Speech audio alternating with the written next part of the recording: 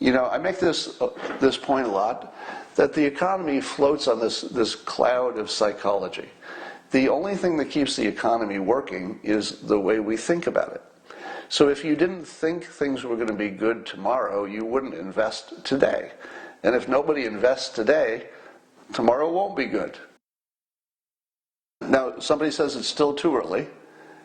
Let me explain how this works. All right? Whoever said it's too early, look at this cloud. All right? Look at this cloud.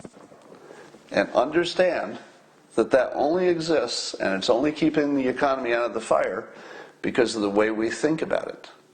That's it. It's just the way we think about it that keeps us alive.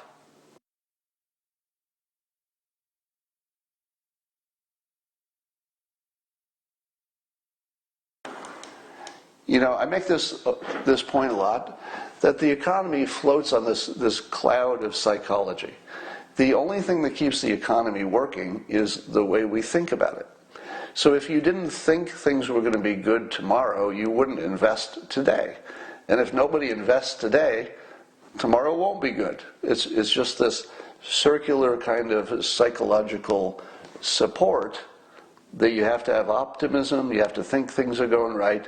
And so long as you don't have any shortages, you're not running out of anything that you need to keep the economy running, and we're not. We don't have any shortages of anything in our economies, in the world. So you've got this very, let's say, vulnerable element here, the psychology. Because psychology can change in an instant. You can get a depression just instantly if people's psychology changed. Now, so that's the only thing that keeps the economy from falling into the flames, is what we think about it.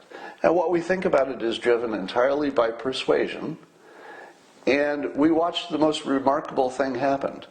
We watched the stock market reach levels that I don't think too many people thought were possible at this stage of where we're at. It doesn't seem possible that the stock market should be as high as it is.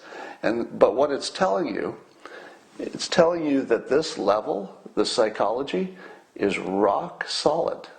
That's what it's telling you. The strength you saw in the stock market, I haven't seen how it's done today. I would expect it to have at least some down days this week. It's got to pull back a little. All right, let's see. Yeah, okay. So today it's pulling back a little, just like you'd expect it to. I would have been amazed if it was up again today. That would have been incredible. So you'd expect it to be choppy. But man, this psychology level to support the stock market where it is, given all the upheaval from the economy, that's incredible. Who did this? Who did that? What is it that's making this cloud? What turned it into a solid? Only one thing, in my opinion. Only one thing.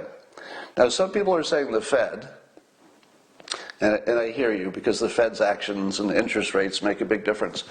But interest rates shouldn't make any difference if you think the economy is going to crumble, right? Somebody says the Fed did it. I will give the Fed some credit, but the Fed's actions would be useless if we didn't also believe that the base economy would be fine. You get that, right? So it is true that the stock market is very influenced by the Federal Reserve and money and interest rates, and that is all favorable at the moment. But by itself, it would be worthless. The Fed's actions are not enough to give you this. So you need the basic stuff. You needed the stimulus. You need enough cash. You need the interest rates, but those are only sufficient. Those are necessary, but they're not sufficient. Sufficient came entirely from Trump, in my opinion. In my opinion, this entire structure is being held up by one person, Trump.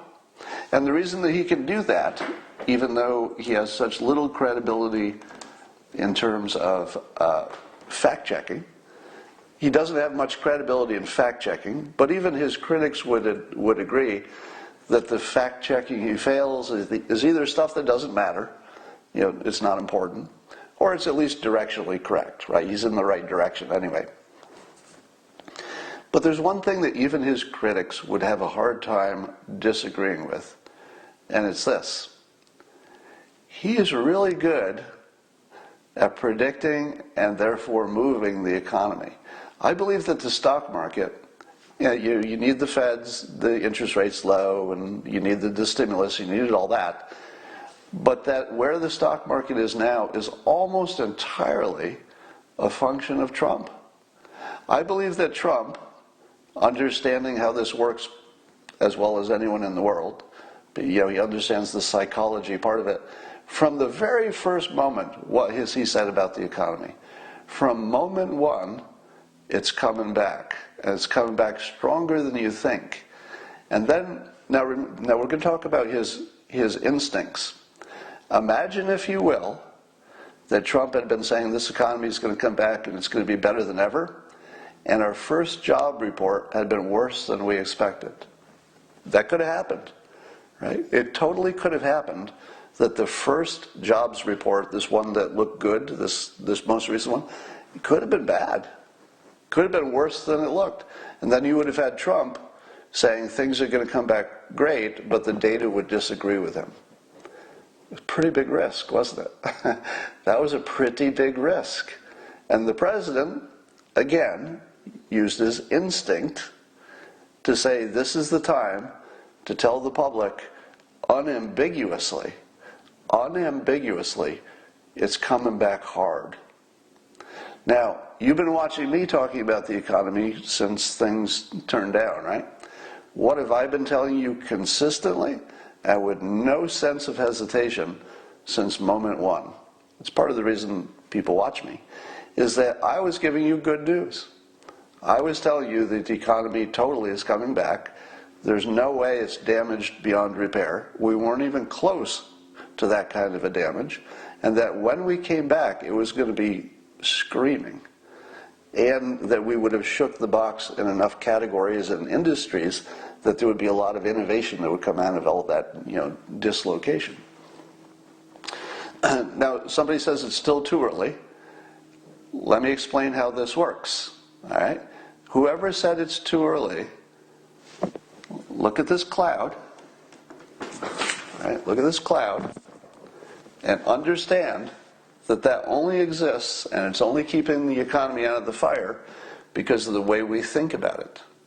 That's it. It's just the way we think about it that keeps us alive. It's really that basic. If you think about it right, you're frickin' rich. If you think about it wrong, you're all dead. Now, whoever said it's too early, and I'm getting ahead of myself, being a little too optimistic, help me keep this alive. Help me keep the cloud alive. Instead of saying it's too early, say, we're definitely coming back. We're definitely coming back. We might come back faster than people think. There might be a little delay, and then it might ramp up. But man, are we coming back. Economy is coming back. See how this works? Don't think of it as a prediction. It is a prediction, but don't think of it that way. Think of it as, I just solidified the cloud. So 4,000 people watch this by the time it gets posted in different places. At least 100,000 people will see this message. So there will be 100,000 people who saw somebody who has been, if I may be modest, more correct about more things in the last 4 years than anybody in the public eye. And I think I can back that up at this point. I've been more correct than more people who are public than anybody about anything political or economic for the last 4 years. And I'm telling you with complete certainty, the economy is going to come back strong. Stronger than you could imagine. Like it'll actually surprise you. It'll be so strong. Now that doesn't mean that every single economic report we get between now and the end of time it will be all positive. It doesn't work that way. Things always pop up and down. But the trend is going to be up. and it's going to be strongly up. Now, 100,000 people just heard me say that. How do you feel about it? Well, I know the answer to that. I'm very persuasive. I'm literally a trained hypnotist, and I write about persuasion often. The fact that I told you that, and I do have a degree in economics, I've got an MBA, and I haven't been wrong very much for years about the big political stuff. And it should make you feel more confident. That would be the natural outcome of that. Now, when you feel more confident, what happens? You just strengthen the cloud that's holding up the economy. So I just gifted you with a little extra framework, a little extra structure to support the cloud, because you're part of the process, right? Your beliefs matter as much as mine. Everybody's got to get on the same page. Things are going to work really, really well. And that's what makes them work. It's cause and effect. You know, I always talk about the power of positive thinking. You don't realize how powerful it is until you learn to filter your experience through that. The power of positive thinking, it does get you jobs, it does get you a better love life, it creates the economy. It literally creates the economy. Now, do you think it's an accident that this president was influenced by the author of the most inspirational, influential book on how to basically think your way into a better world? It's not a coincidence. What you're seeing, the entire $15 trillion economy, let me put it in stark terms. The Power of Positive Thinking, this little book from decades and decades ago, is it 50, 60 years old, whatever it is, Norman Vincent Peale. That one person, Norman Vincent Peale, is almost certainly the reason we have a $15 trillion economy. Because, you know, he gifted future generations with that positivity all the way to President Trump, including me, you know, directly, because I was influenced by him as well.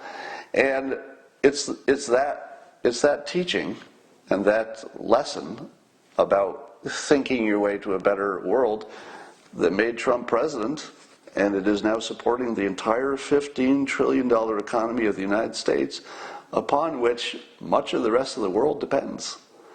One guy with one powerful idea is supporting a $15 trillion economy, the world's biggest military, 370 million people's livelihoods and lives.